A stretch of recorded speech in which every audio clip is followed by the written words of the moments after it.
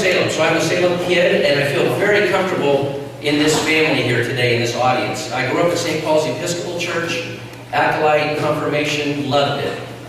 Then I had a very enriching experience with Young Life when I was in high school. So I'm very comfortable with the liturgical, ecumenical side of the faith community. I'm very comfortable with the more evangelical side of the faith community. I'm kind of a hybrid. So at the Salem Leadership Foundation, our vision is, we always like to say, we hope it's not just our vision, because vision is bigger than just one organization, but we have this dream, we have this heart cry that Salem, one day, Salem Kaiser, will be the healthiest community in Oregon. Truly the city of Shalom, because that's what our name is, Salem, Shalom, peace and well-being, health. Right now we're not, and we have a history of not. Our mission, our particular assignment at Salem Leadership Foundation is to, I kind of got to do this with my hands, so I'm going to put the microphone down just for a second. We engage people of faith and people of goodwill to collaboratively transform the community neighborhood by neighborhood. And neighborhood's a huge thing for us, because that's where things happen. Community's too big, state's too big, county's too big, Twin City like Springfield, Eugene, or Salem Kaiser. But if we break it down to neighborhood, and this is an ancient concept, in smaller pods and groups, that's where people care for one another, minister to one another, if we have shalom. But if we don't care for one another and don't care about one another, then we have problems.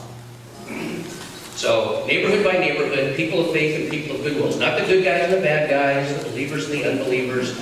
We don't do that. Everyone retains their distinctives, but people of faith working with people of goodwill to transform the community together. Now, this meeting, someone said earlier about preaching to the choir. I know that when it comes to houselessness, thanks for teaching us that new word, and when it comes to collaboration with, you have your mayor and your mayor-elect here. Wow, you're doing the right thing. There's conversation, there's open lines of communication, there's common understanding. Keep going. We have it in Salem too, and it is so crucial. So people of faith, people of goodwill, people in leadership, the no-name people of our community, they're the ones that really make things happen, right? So how do we get everybody working together and rowing in the same direction?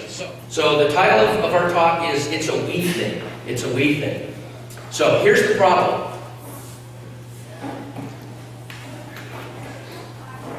Can you guys see that? That's the problem. Here's the solution. Okay?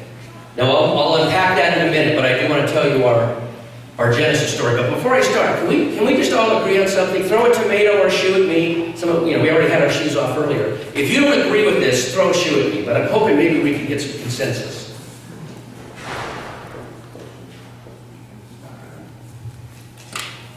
Can we just torch this word like right now? Let's just do this, a nice big circle, a nice big slash. There is no such thing as needy. People are in need. I have needs. Communities can have needs. But to be needy means almost like a person wants to be. It's in their being. It's who they are naturally. It kind of rhymes with greedy. It's almost like greedy about needy. I don't know. I haven't seen a shoe yet, so maybe I'm doing okay. But this is such a condescending word. Now, we all use it. And my talk is not about making anyone feel bad. No one should feel bad. Again, throw a shoe if you start feeling bad. But we should all be challenged, including me, by what we're going to talk about. So, first our Genesis story of the Leadership Foundation. In around 1993, 1994, the community woke up and read the Statesman Journal. So this is the daily diary of the history of Salem. I'm hoping that you are all reading the daily diary of Eugene and Lane County. You don't have to agree with everything that's in a newspaper to read, but if you're not reading the daily diary of the history of your community, how can you serve your community? The daily diary of the history of Salem in the early 90s had a headline, Youth Gangs Plague Salem. Oh, shocker! Salem's too beautiful, too pretty, too small, too nice. Gangs are in New York and Miami and Seattle and Portland. There's no gangs in Salem, but we had youth gangs, big time.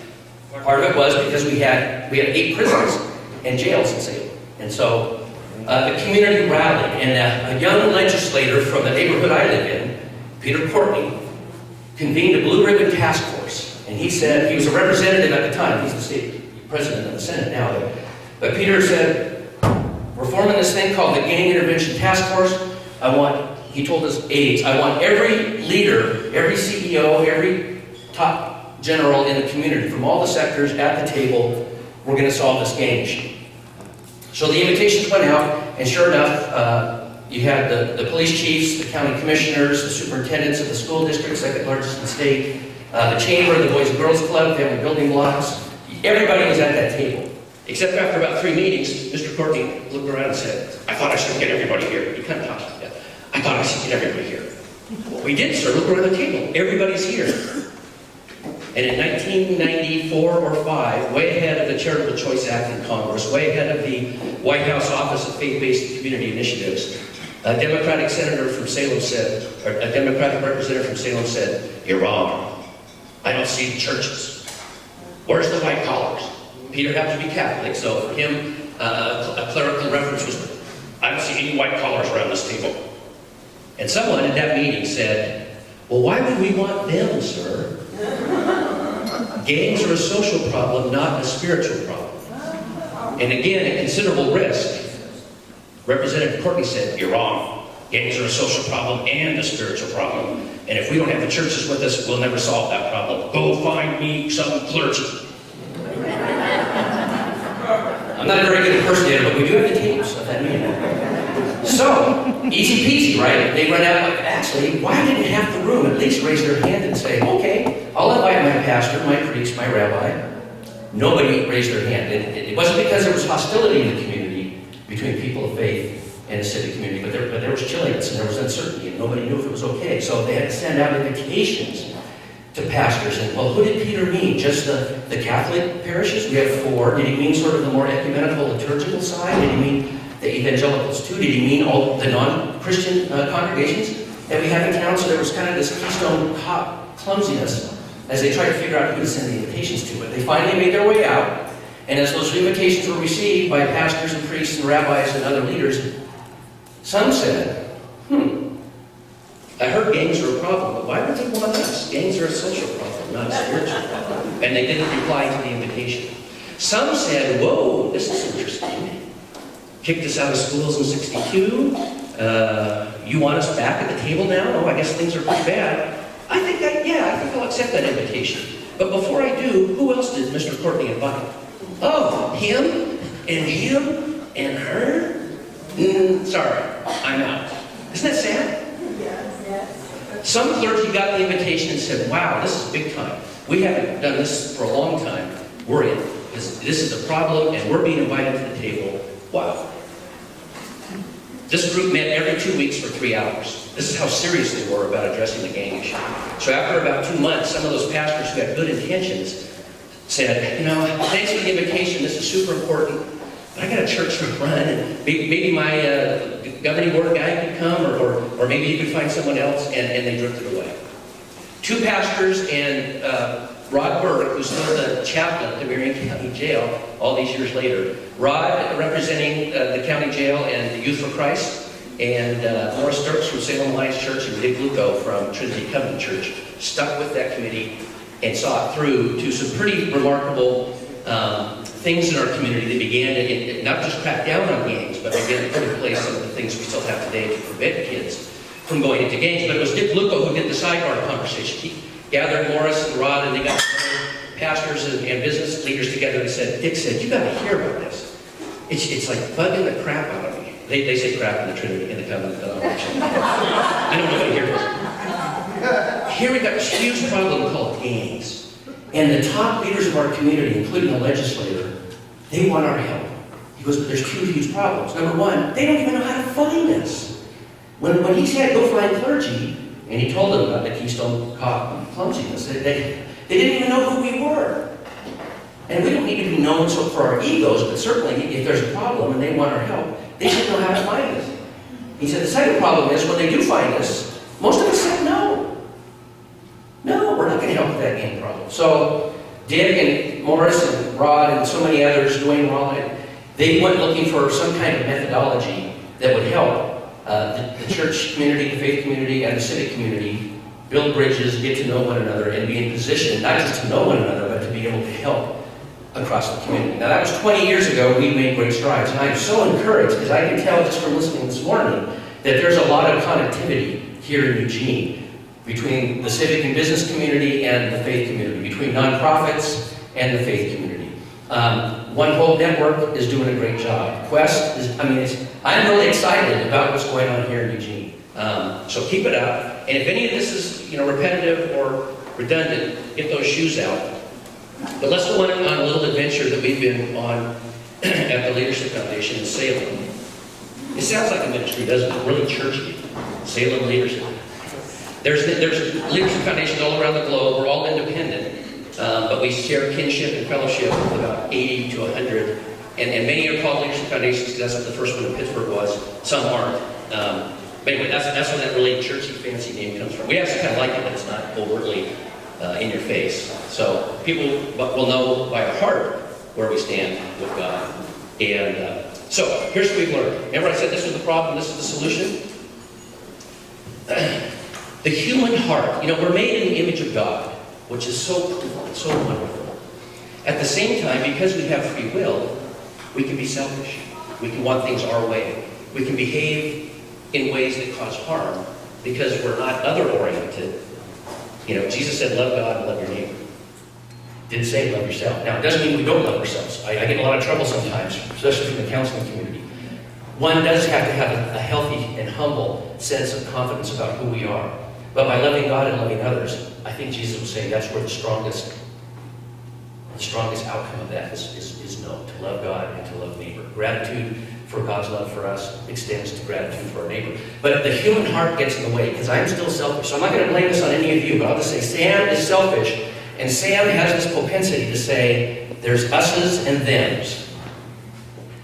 And this is what's crippling us in our communities, this idea that there's us's and them's, haves and have-nots, educated and uneducated, those with houses and those without houses, those who can speak English, those who can't speak English, those who are white, those who are... It's the human heart that does that. It says we have to have separation. Somebody has to be better and somebody has to be worse, right? Over here, this says, and in this model, all the assets are up here and all the needs are down here. And in the cold, cruel version of this, people don't care. The us's don't like the thems, they ignore the thems, and sometimes they even harm the thems. But there's a nice benevolent version of this, where the heart is still misaligned, but and we call it charity or benevolence. We have a desire to help our brothers and sisters, but we misunderstood that it means if the us's will send stuff to the thems will fix themselves and be like us. And so this is largely a stuff migration, and I'll put dollars. And what happens is the us's don't really want to know the them, so what does that mean? There's this whole middle layer of who? Everyone in this room, right? Nonprofits, ministries, social service agencies, schools, agencies. And so we're in a position to be the middle man or the middle people, so the stuff can go from here to them. And we get to know the folks, but the us's tend not to. I'm being a little mean here, but I have to compress it. And I'm just going to say, I'm confessing. I can be pretty ussy. So God's been breaking my heart and breaking our hearts to move toward a model where everyone has assets and needs. Nobody is needless and nobody is asset full. We all have assets and needs, and we have to understand that. And you notice how this is a level plane, and this is up and down? There's only one human being. Now I know I'm going to push somebody's theology here, but allow me. There's only one human in the history of our history who could say, you know what, I am up here, and all those guys are down there. And what did he do? He came down to be with us and to teach us this, that by loving one another in two-way relationships, see the directional here is stuff coming down from the us's to the thems. In this model, it's a two-way street called relationship, not stuff. Stuff isn't bad. We talked about stuff earlier today. We always talk about stuff. Stuff is good, but stuff isn't the answer. Stuff is really good. We do socks, we do blankets, we do tents, we do backpacks. Stuff is good, but it's not the answer. Relationship, as others have said this morning, that's where the answer lies. But to be in a relationship, this doesn't foster a relationship. It can be a starting point. All of us start here because we're human. And so it's not bad to give stuff and money away. But are we letting God and our neighbors, our friends, call us to more of this kind of relationship? And I know many in the room here are practicing this, or at least desiring this. And we keep getting stuck in this because our community is oriented like this, right? And again, we're not pointing fingers because we're part of the community. But how do we create a migration in all of us, individuals, families, organizations, churches? How do we migrate from charity and benevolence to shalom? Shalom is not just a Jewish word. It is a Hebrew word that means peace and well-being. Sometimes the term prosperity, but not the TV preacher prosperity. True, godly prosperity of health. In fact, it was those 5 or 7 domains that was on one of the slides. All those domains of health, right? Personal, economic, family, relationship, environment. That's shalom. Shalom it impacts every part of our life, individually and in community. How do we aim for shalom? And of course, shalom does mean peace. But shalom is bigger than just the peace concept of no war or peaceful coexistence. Shalom is a much more full, those who love peace, and I know the room we're full, but we yearn for something more than just peace. And hopefully we're yearning for something more than just what we call this mere charity. I'm probably getting in trouble with some people. Charity and benevolence are not bad words and they're not bad concepts in their origin. But because of this framework, we tend, when we say charity and benevolence, to mean us nice people with assets feel sorry for and have a broken heart for those that are in trouble, and we're going to do something about it by getting blankets and tents to them, and that's going to change the world. Like Rick Dodge shoes, I don't see any coming. Nobody's bad in this model. We can all be better in this model. This model is characterized by we. It's not us and them, it's just we. We don't use the word me. Let's get rid of that. I know I'm going to get a shoe on this. I'm trying to strike from my lexicon those people. Right? It comes out every once in a while, and I hate it when I say, yeah, these guys, this church was doing a great job there helping those people. I just used this language. Brothers and sisters, neighbors, there's all kinds of words, and you guys probably have even more than we have, to describe what happens here. Well, how can I be in a relationship? That means I'm breaking bread. That means I'm driving to school. That means we're going on trips and we're going swimming with people who don't look, smell, or feel like me. Amen! That's exactly what it means. But it's hard. It's really not. It's pretty easy. But it's hard because we're so used to this. We have our comfort zones. We have our traditions. We have our fears. And so it's pretty easy to stay in this. The only problem with this is it's usually one time or seasonal. And it leads to a cycle of bondage. A lot of the families that we're trying to help, we're actually helping them stay in bondage because we keep giving them stuff when they really want us. They want a friend. They want someone they can trust, someone who will walk with them. Again, I know I'm preaching to the choir, but I'm going to challenge all of us to really diminish this and increase this, because this is ongoing, and this is all the time. And both parties are changing. In this model, the change is expected here, but this, giving is more important than receiving, and I'm really not doing that much, I'm just sending some blankets. There's no acceptance that there's change needed here in this part. Again, I'm being mean, but I'm a good person, I want to help those people. Oh man. I have some assets and needs. I want to meet some friends that have assets and needs. And let's get on that wild ride, and let's see where God's going to take it. And let's see how fun it can be. Challenging, yes. Uncomfortable, sure. Even frustrating when something doesn't work out the way we expect. By the way, quit trying to fix people. Early in my journey, when I was mentoring kids, reading with them, helping a family, by walking alongside them, I had this expectation that I didn't think I was a white knight, I don't have a super big ego, but I thought, if I commit in relationship to someone, their life should get better. The kids should graduate from high school, the drug use should go down, the housing should become more permanent. And sometimes it does, but the scorecard isn't, Sam, how many people did you fix? Because guess what? Number one, Sam's pretty broken. And number two, God fixes people, not me. All I have to be is faithful to the call. And the call isn't to fix people, the call is to do this, to seek shalom sharing my assets and needs with others who have assets and needs in the journey of relationship with the full consciousness that we're all going to get changed. Amen. So I just got the 1 minute warning. Thank you, David. And we're going to end. So take this, chew on it, digest it. If it's not that good, it was just Sam yapping. If it's pretty good, then I think God is speaking to us, not to all of us. Because remember, I'm still learning this, but I'm hoping that this concept, and again, I saw lots of nods, so I sensed that this wasn't foreign.